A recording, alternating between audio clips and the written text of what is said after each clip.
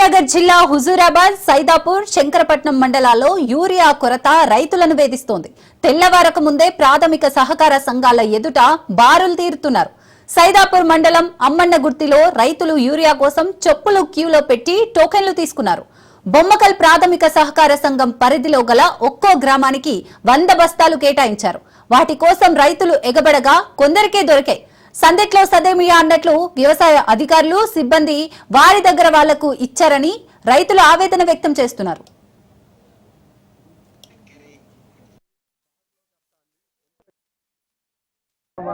రాష్ట్రంలో యూరియా కొరత వచ్చింది.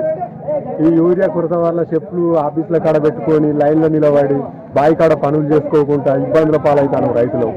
మా పనులు అక్కడనే పోతాను. ఇక్కడ లైన్లు ఎప్పుడు నిలబడాలి, వ్యవసాయం ఎప్పుడు చేసుకోవాలి, మా పరిస్థితి ఈ ప్రభుత్వం పట్టించుకుంటలేదు. రైతుల గోస గురించి రైతులను ఆలోచిస్తలేదు.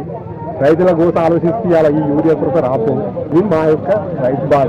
ప్రభుత్వం దగ్గర రైతులు ఎంతమంది ఉన్నారు, ఎన్ని లక్షల ఎకరాల భూమి సాగులోకి వస్తుంది, ఎంత యూరియా మనకు అవసరం ఉన్నదని అన్ని ఈ ప్రభుత్వం దగ్గర ఉండాలి. వ్యవసాయ శాఖ ఏం చేస్తాంది, రైతుల బాధలు ఎందుకు పట్టించుకుంటలేదు, ఇండేంటి ఎందుకు పెట్టుకోలేదు, ఈ బాధ ఏంటి, మాకు ఎట్లా వ్యవసాయం చేసుకోవాలి. మన మండలికి ఇది వచ్చేసి 450 యూరియా బస్సులు వస్తున్నాయి. 450 యూరియా బస్సులలో బొమ్మకకి వచ్చేసి 100 బస్తాలు, అమ్మనగుర్తికి వచ్చేసి 100 బస్తాలు, గుండపల్లికి 75, గుడిసెలకి 100 బస్తాలు, గుజ్జలపల్లికి 70 బస్తాలు ఇవ్వడం జరిగింది. మనము రైతులను ఏంటంటే నిన్న చెప్పడం జరిగింది, పొద్దున చెప్పడం జరిగింది మనకి ఎంత అలాట్మెంట్ అయింది, మనం ఎన్ని టోకెన్లు ఇస్తామని.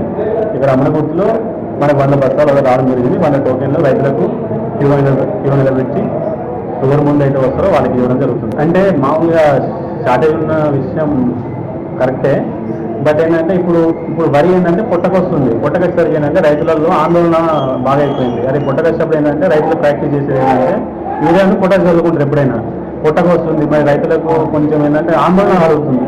దొరికే అన్న ఒక ఆందోళన ఏంటంటే కొంచెం అది ప్రాబ్లమాటిక్గా ఉంది. కానీ దాని తగ్గ సరఫరా చేస్తారు. ఇంకా మనకు వ్యాగన్ వస్తుంది. ఒక 2-3 రోజుల్లో ఇదంతా క్లియర్ అయిపోతుంది. రైతులందరికీ ఆందోళన పని అవసరం లేదు. వల్ల ఇవాళ రాష్ట్రంలో యూరియా కొరత వచ్చింది.